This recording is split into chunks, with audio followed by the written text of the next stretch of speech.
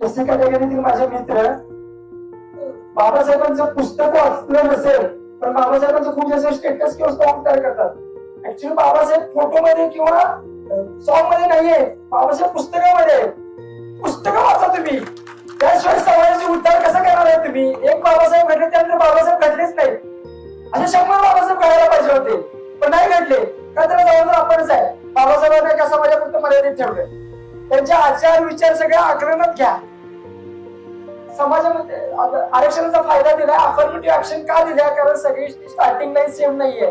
सगळ्यांना starting line same यासाठी आरक्षणाचा फायदा दिलाय, पण फायदा कोणीच दिसत नाही. ज्यांनी फायदा घेते तेच फायदा घेते. माझे महार आमचे जे मित्र आहेत ते फायदाच घेते. गावाकडे व्यसनाधीन झालेले आहेत, 11-12 मध्ये टाइमपास करायला लागले. त्यांना म्हणजे खूप कळकळीची विनंती आहे. कारण बहुजन समाजाचा गोरगरीब, मराठा समाजातील गोरगरीब शेतकरीचा मुलगा जर प्रशासनामध्ये आला तर प्रशासन सुधारणार आहे. जोपर्यंत आपल्यासारखी व्यक्ती प्रशासनामध्ये येणार नाही तोपर्यंत प्रशासन सुधारणार. आपण कसं एक्सपेक्ट करणार आहे की प्रशासन सुधारायला पाहिजे? आपल्यासारखी व्यक्ती गेले तरच सुधारणार आहे ना. तुम्ही बाहेर राहून जर अपेक्षा करत असाल तर कसं अपेक्षित आहे ते? तुम्ही सिस्टम मध्ये आलं पाहिजे. तुम्ही निर्णय क्षमता तुमच्यामध्ये हातामध्ये आली पाहिजे ती.